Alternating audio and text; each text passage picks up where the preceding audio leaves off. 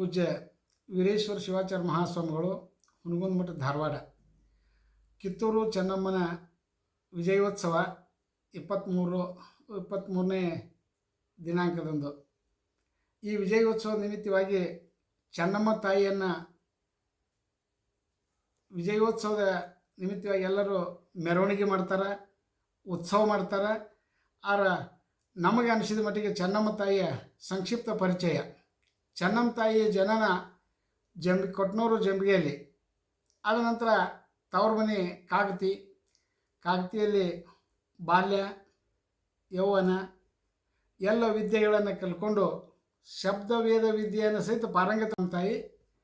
ಆಗ ಆ ನಾಡಿನಲ್ಲಿ ಒಂದು ಹುಲಿ ಬಹಳ ತೊಂದರೆ ಕೊಡ್ತಿರ್ತೈತಿ ಜನರಿಗೆ. ಹುಲಿ ಬೇಟೆ ಆಡಬೇಕು ಅಂತ ಚೆನ್ನಮ್ಮ ಹೋಗ್ತಾರೆ ಸೈನ್ಯ ತಗೊಂಡು. ಅಲ್ಲಿ ಹೋಗಿ ಆ ಶಬ್ದವೇದಿ ಬಾಣದ ಪ್ರಯೋಗ ಮಾಡ್ತಾರೆ. ಪ್ರಯೋಗ ಮಾಡಿದಾಗ ಆ ಹುಲಿ ಎದಿಗೆ ಬಾಣ ನಾಟಿ ಹುಲಿ ಪ್ರಾಣ ಬಿಡ್ತೈತಿ. ಅದು ಅಷ್ಟೊತ್ತಿರೊಳಗನ ಆ ಕಡೆಯಿಂದ ಒಂದು ಬಾಣ ಬಂದಿರ್ತೈತಿ. ಒಬ್ಬ ಪುರುಷ ಒಂದು ಬಾಣ ಬಿಟ್ಟಿರ್ತಾರೆ, ಆ ಬಾಣ ಬಂದು ತೊಡೆಗೆ ಬಡಿದಿರ್ತೈತಿ. ಅವಾಗ ಇವರೆಲ್ಲ ಆ ಹುಲಿಯ ಸಮೀಪ ಹೋಗುವಾಗ ಅವರೂ ಬರ್ತಾರೆ.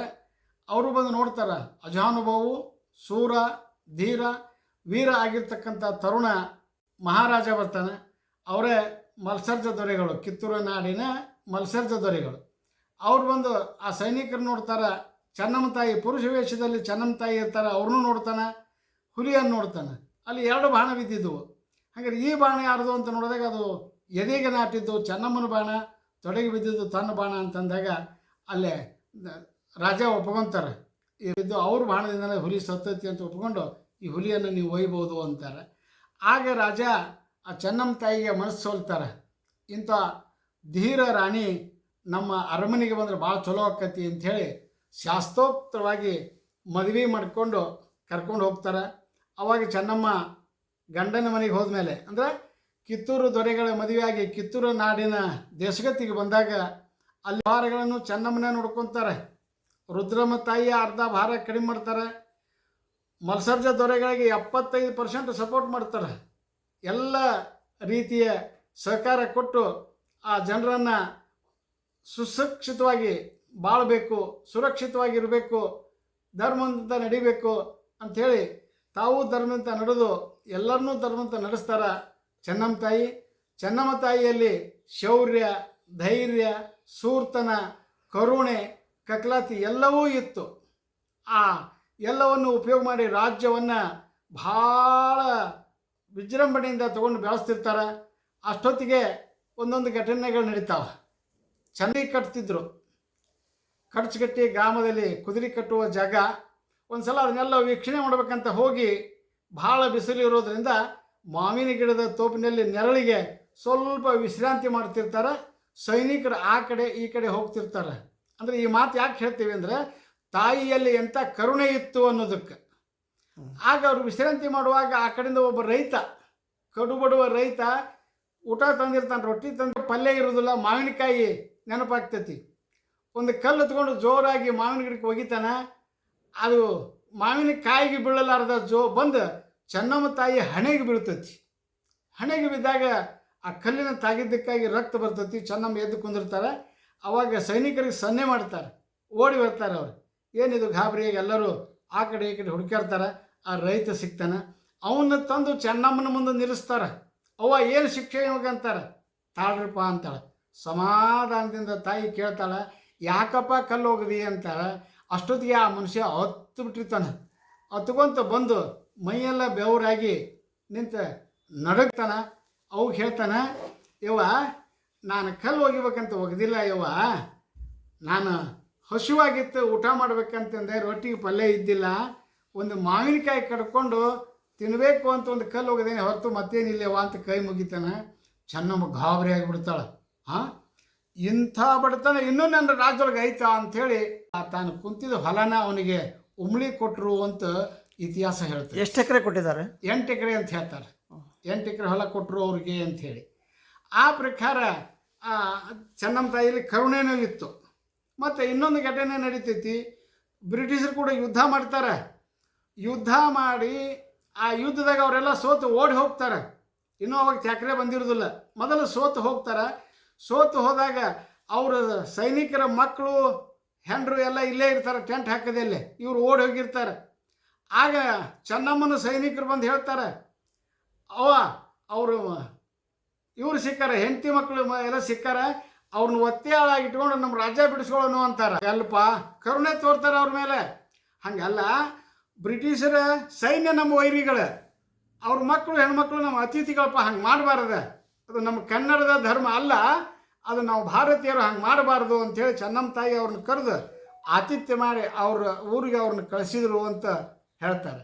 ಹಿಂಗೆ ಚೆನ್ನಮ್ಮ ತಾಯಿ ಹತ್ರ ಎಂತಿಂಥ ಸೈನಿಕರಿದ್ರಂದ್ರೆ ನೀವು, ಸರ್ದಾರ್ ಗುರ್ಸಿದ್ದಪ್ಪ, ಅಮಟೂರು ಬಾಳಪ್ಪ, ಬಿಚಗತ್ತಿ ಬಸಪ್ಪ, ಒಡ್ರ ಯಲ್ಲಣ್ಣ, ಏನ್ರಿ ಇನ್ನೂ ಅನೇಕರು ಭಾಳ ಜನ. ಇವರೊಳಗೆ ಹೆಚ್ಚಿನ ಸೂರ ವೀರ ಧೀರ ಅಂದ್ರೆ ಸಂಗೊಳ್ಳಿ ರಾಯಣ್ಣ.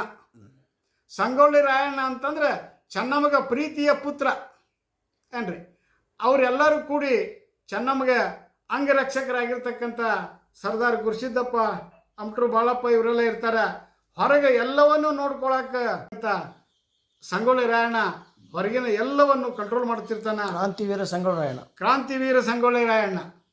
ಆ ರೀತಿಯಾಗಿ ಬಹಳಷ್ಟು ಹೋರಾಟ ಮಾಡಿ ಕಿತ್ತೂರನ್ನು ಉಳಿಸಿದರು.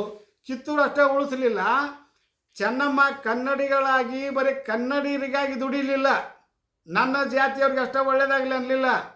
ಇಡೀ ಭಾರತ ದೇಶದ ಭೂಮಿ ಮೇಲಿರುವಂಥ ಎಲ್ಲ ಪ್ರಜೆಗಳಿಗೂ ಸ್ವಾತಂತ್ರ್ಯ ಸಿಗಬೇಕು. ನಾವು ಬ್ರಿಟಿಷರ ವಿರುದ್ಧ ಹೋರಾಡಬೇಕು. ಬ್ರಿಟಿಷರು ಬಂದವರು ನಮ್ಮವ್ರು ಅಲ್ಲ. ಅವರು ಇಲ್ಲಿಗೆ ವ್ಯಾಪಾರಕ್ಕಾಗಿ ಬಂದು ನಮ್ಮಲ್ಲೇ ಹಚ್ಚಿ ಮೋಸ ಮಾಡಿ ನಮ್ಮ ದೇಶವನ್ನು ಕಬಳಿಸ್ಯಾರ.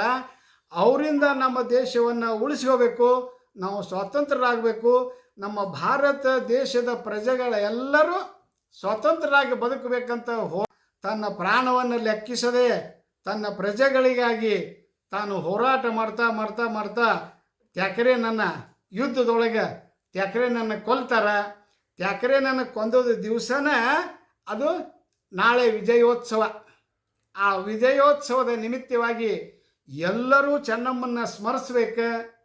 ಚೆನ್ನಮ್ಮನ ನಡೆ, ಚೆನ್ನಮ್ಮನ ನುಡಿ, ಚೆನ್ನಮ್ಮನ ಬಾಳ್ವೆ, ಚೆನ್ನಮ್ಮನ ಧೈರ್ಯ, ಶೌರ್ಯ, ಪರಾಕ್ರಮ ಈ ಎಲ್ಲವೂ ಕೂಡಿ ನಮ್ಮ ಎಲ್ಲರ ಜೀವನದಲ್ಲಿ, ಅದರಾಗ ಇವತ್ತಿನ ಯುವ ಪೀಳಿಗೆ ಯುವತಿಯರಲ್ಲಿ ಇದು ಮನೆ ಮಾಡಬೇಕಾಗಿತ್ತು. ಯುವತಿಯರಲ್ಲಿ ವೀರರಾಣಿ ಕಿತ್ತೂರು ಚೆನ್ನಮ್ಮಂದು ಬರಬೇಕು. ಹೌದು, ಇವತ್ತಿನ ಯುವತಿಯರಲ್ಲಿ ಪ್ರತಿಯೊಬ್ಬ ಯುವತಿಯರು ಚೆನ್ನಮ್ಮನ ಜೀವನ ಚರಿತ್ರೆಯನ್ನು ಓದಿ, ಪುರಾಣ ಕೇಳಿ, ಪ್ರವಚನ ಕೇಳಿ, ಅವರ ನಡೆ ನುಡಿಗಳನ್ನು ಅಳವಡಿಸಿಕೊಂಡ್ರೆ ಇವರು ಆ ರೀತಿ ದೇಶ ಸ್ವತಂತ್ರ ಆಗಿದ್ದಕ್ಕೂ ಸಾರ್ಥಕ ಆಕತಿ, ಸುಭಿಕ್ಷೆ ಆಕತಿ.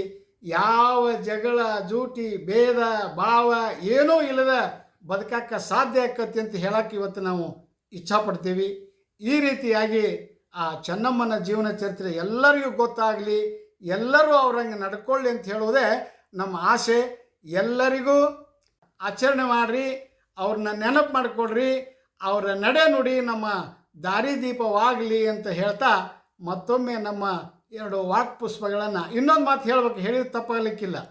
ಗರಗದ ಮಡಿವಾಳಪ್ಪನವರು ಭಾಳ ಪ್ರಸಿದ್ಧರು, ಜ್ಞಾನ ಪುರುಷರು. ಶಾಪ ಕೊಟ್ಟರೆ ಶಾಪ ಅನುಗ್ರಹ ಸಮರ್ಥರಿದ್ರು. ಅವರು ಶಾಪ ಕೊಡೋಕ್ಕೂ ಬರ್ತಿತ್ತು, ಹಿಂದೆ ತಗೊಳಕ್ಕೂ ಬರ್ತಿತ್ತು. ಸತ್ತವ್ರನ್ನ ಬದುಕಿಸುವಂಥ ಶಕ್ತಿ ಅವ್ರದ್ದು. ಅಂಥವರು ಹುಬ್ಬಳ್ಳಿ ಸಿದ್ಧಾರೂಢರು, ಜಗತ್ತು ಪ್ರಸಿದ್ಧ ಹುಬ್ಬಳ್ಳಿ ಸಿದ್ಧಾರೂಢರು. ಇಡೀ ಜಗತ್ತಿನ ತುಂಬ ಸಿದ್ಧಾರೂಢರು ಭಕ್ತರು ಸಿದ್ಧಾರೂಢರನ್ನ ಆರಾಧನೆ ಮಾಡ್ತಾರೆ. ಅಂಥವ್ರು ಹೋಗಿ ಸಿದ್ಧಾರೂಢರ ಆಶೀರ್ವಾದ ತೊಗೊಂಡ ಮೇಲೆ ಹುಬ್ಬಳ್ಳಿಗೆ ಬಂದು ನೆಲೆಸ್ಯಾರ. ಹಂಗಾರೆ ಇನ್ನು ಮಡಿವಾಳಪ್ಪನವ್ರ ಶಕ್ತಿ ಎಂಥದಿರ್ಬೇಕು, ಅವ್ರ ವ್ಯಕ್ತಿತ್ವ ಎಂಥದಿರಬೇಕು.